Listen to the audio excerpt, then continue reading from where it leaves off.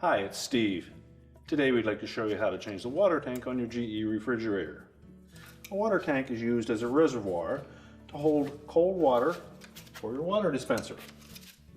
It is an input line that connects to the fill valve at the back and an output line that goes to your dispenser.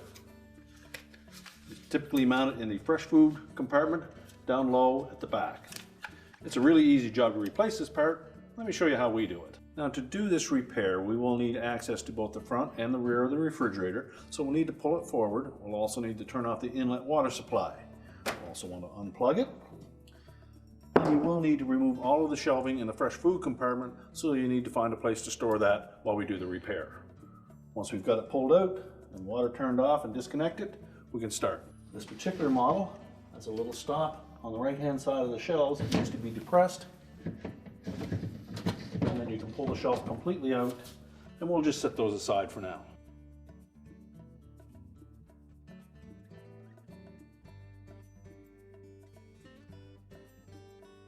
Now, if your model looks like this with the long air channel down the back, you'll also need to remove this light cover, and you'll also need to remove this shelf and the deli drawer. So we'll begin by pulling the knob off of that control. Grasp it and pull it off. Then you can lift that light cover off of the two hooks at the back.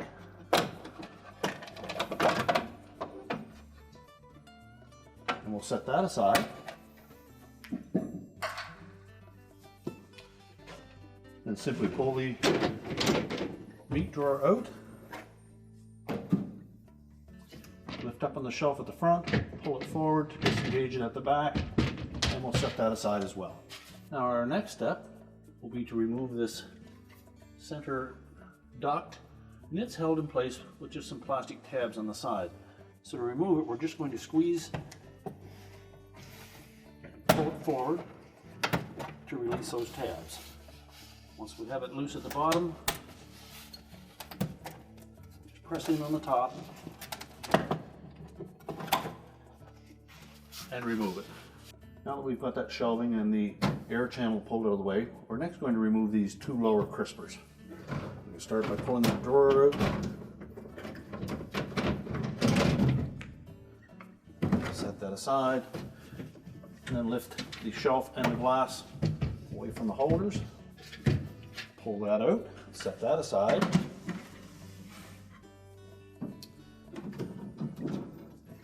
Next, we'll remove the cover from the bottom one.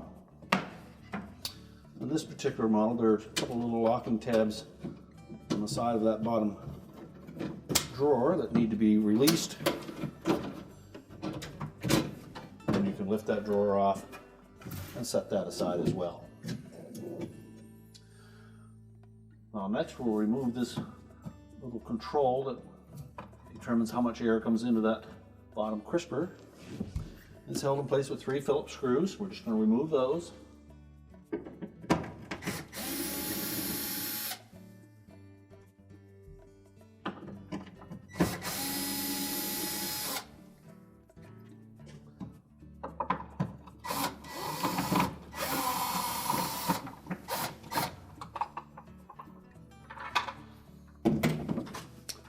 And we'll set that aside. Now next, we're going to remove this protective cover. And on this model, it's held in place with 2 plastic screws and a fairly fine thread, so it takes a bit to pull them out of there.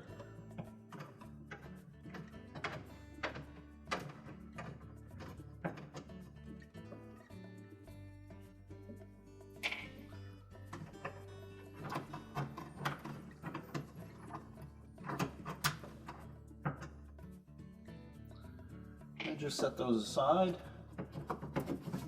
Then you can lift that cover off.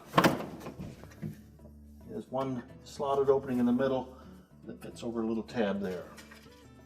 Now next, we'll carefully lift this styrofoam cover off the top of the water tank, lift it straight up, and remove it, and set that aside.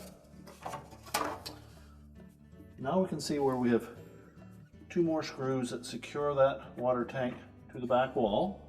So we can go ahead and remove those.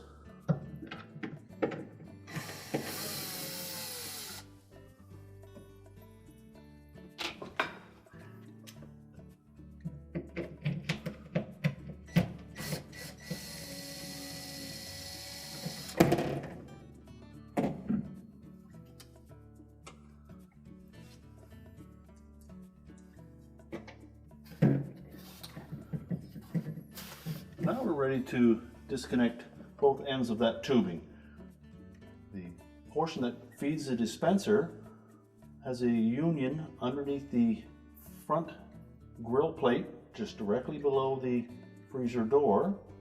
And then we'll also need to access and remove the rear panel to disconnect the tubing from the water valve. Now to access that coupling or union for that water line, we need to remove this lower grill. And this model is held in place with 2 screws, one on either side. So we're just going to remove both of those.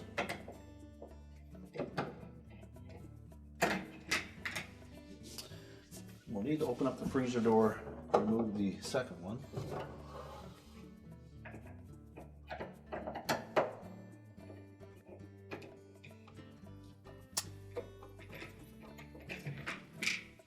And just pull that cover off, set it aside. We can close that freezer door back up. Before we close that freezer door back up, we'll just pull that water line out where we can access it.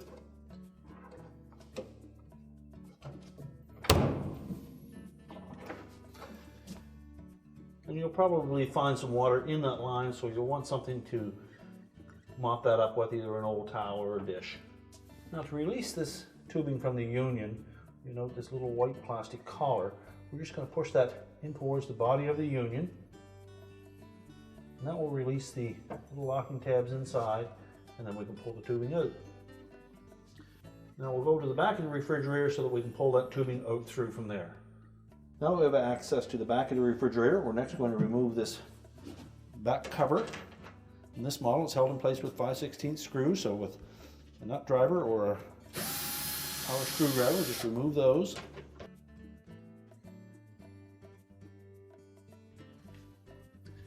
And carefully lift that cover from the back.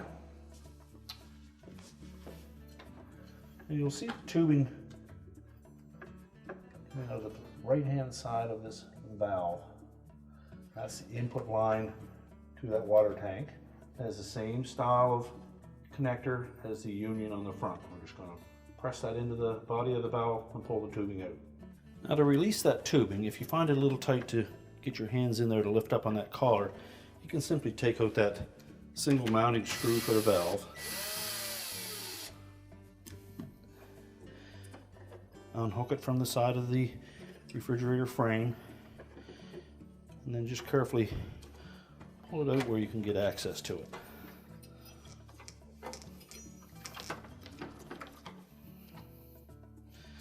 I want to make sure that we push that collar completely up against the base of the valve and hold it there, and then pull the tubing out. Now while we're at the back here, we should pull that tubing all the way through from the front. And just pull it out through the back, and that'll make it easier to remove the water tank from inside. Now that we have both the inlet and outlet tubing disconnected, we can now pull that old water tank out of the fresh food compartment.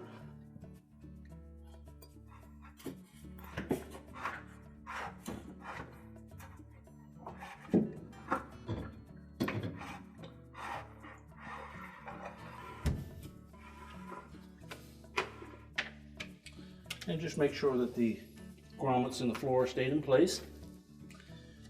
And then we can put the new one in. So before we install that new one, just make sure that the little plugs are in the end of the tubing. And feed it down through that opening. And it'll only go in so far, and then you'll have to go to the back and pull that away, or have somebody help you so that we don't kink it. And now we'll feed the new tubing in through.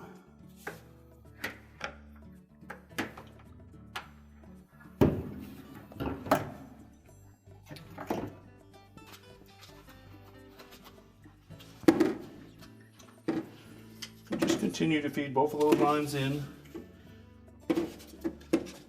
until our tank lines up with the mounting screw holes.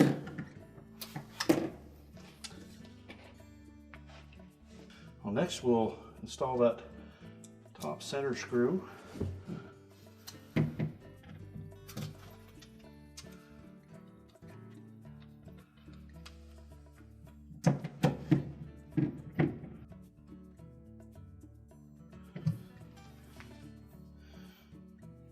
then we can put the one in on the left-hand side.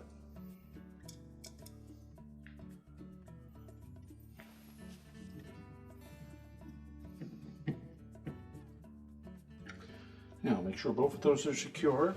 We'll pull that protective insulation down flush with the floor.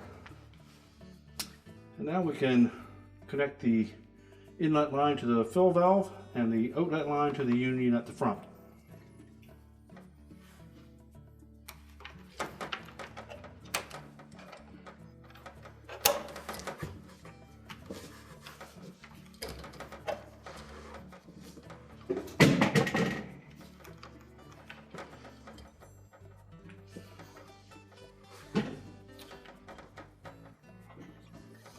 You'll note that there is a little protective cap on the end of that inlet tubing.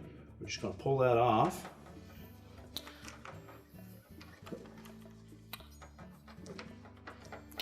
And we'll carefully bend that tubing, and we're going to insert it into the valve. And you note that there is a little indication on that tubing to indicate how far into the valve that we're going to push that tube. We first of all want to make sure that the end of it is nice, clean, square cut.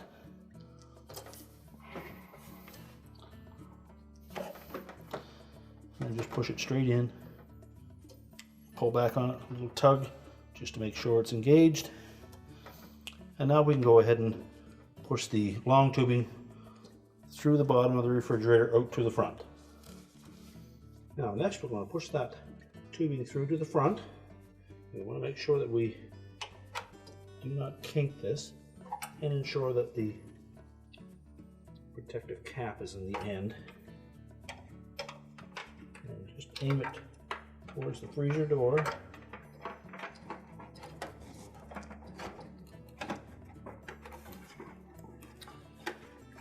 Once we have it pushed in there a ways, we'll go around to the front and just pull that through.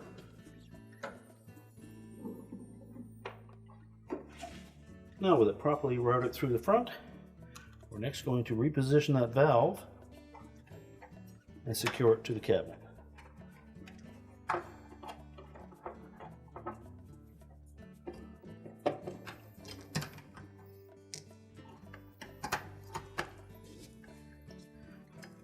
Just make sure the tubing is not kinked anywhere.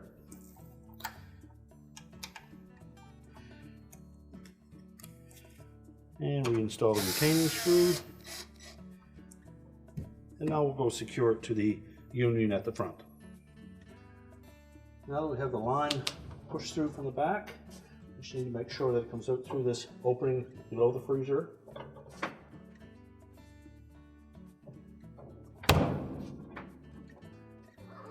And inspect that end, make sure that it has a nice clean cut.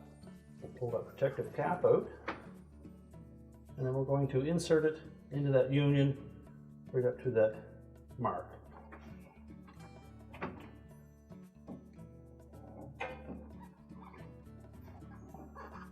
Now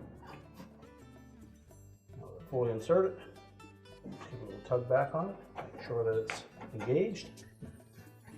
Now we can put the kick plate back on. Just open up that freezer door.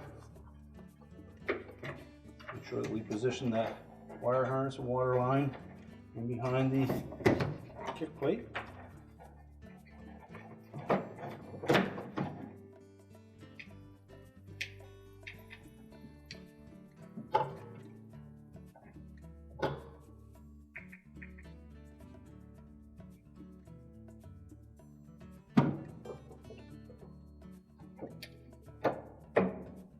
Line up that screw. Get that one started.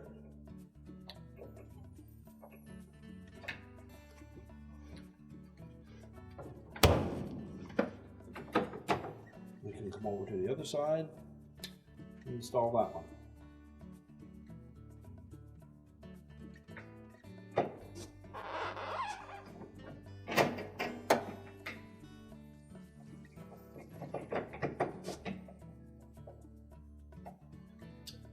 And now we're ready to put the insulated cover back on that water tank, the shield over the top of it, and all the rest of the components. Now our next step will be to put this styrofoam cover over top of that water tank. So we'll line up this little notch in the center of it, where that mounting screw is, and then carefully fit that down over the top.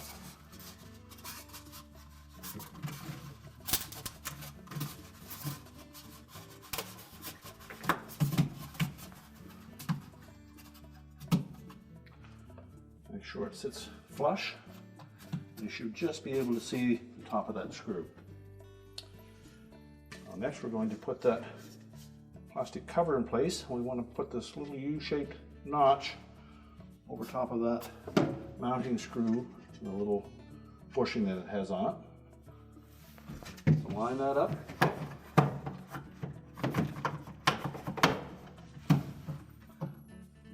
Position that. And then we can put the plastic screws in.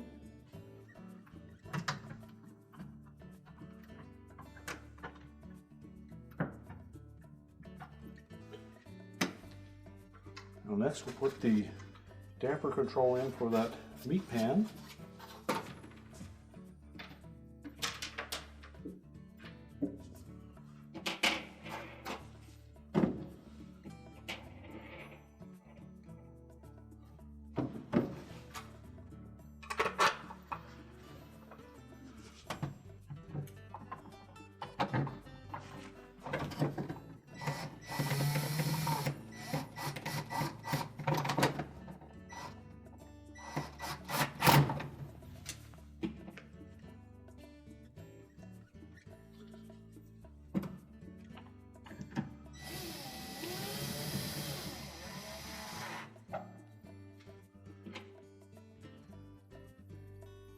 If you're using a cordless driver for these screws, take care that we don't have the torque setting too high, because you don't want to strip the socket in the refrigerator liner. Now next we can put the bottom drawer back in place. And again, there are some notches on that that will line up with these little locking tabs.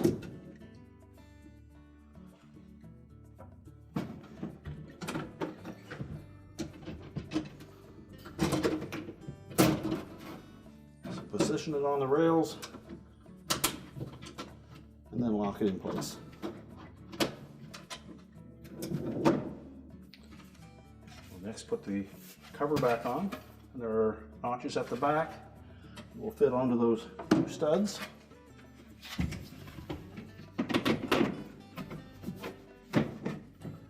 And then two more at the front that sit over the front studs.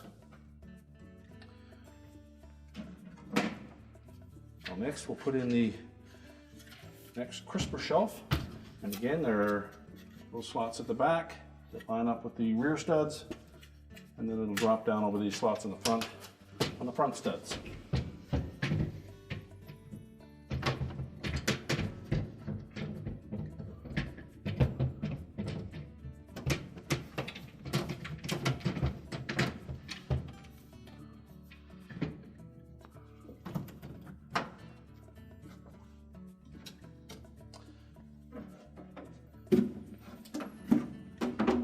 And then reinstall the crisper drawer.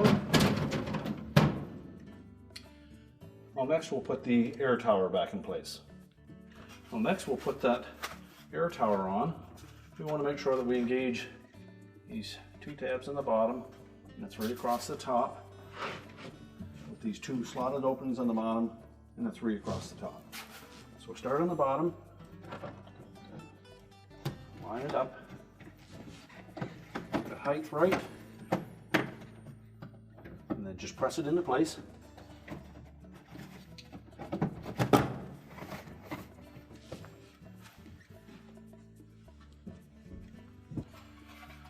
Now next we need to put the light cover on. We'll want to line up these two slotted openings on the back with the two mounting studs just above the light bulbs.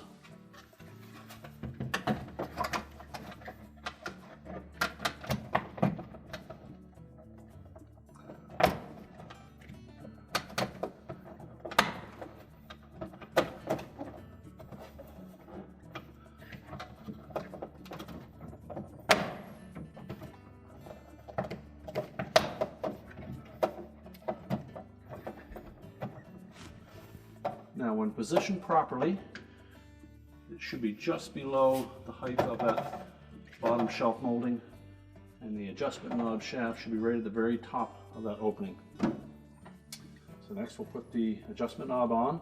And it has a little slotted portion on one side that will line up with a little rib on that shaft. Then just snap it into place. And next we can put the meat pan in. So we'll start by putting the shelf in first. And again, there's a notch at the back and one at the front that line up with the mounting studs.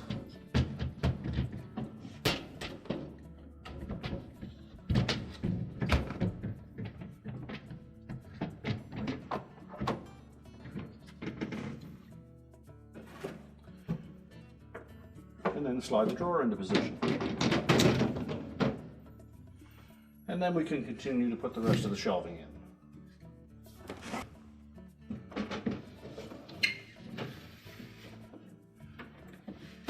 Just make sure you push them back far enough that the little locking tab on the right hand side engages the little notch in that liner.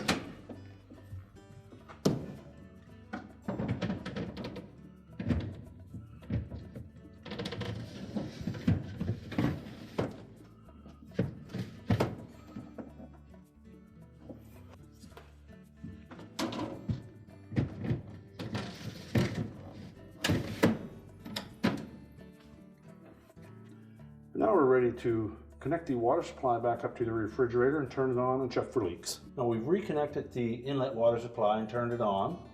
And then we've actuated the dispenser so that we could fill that water tank and displaced all the air in there. And once we've got all that air out, we've determined that there are no leaks at either the output from the valve or at the input to that junction at the front. We can now put the back cover on.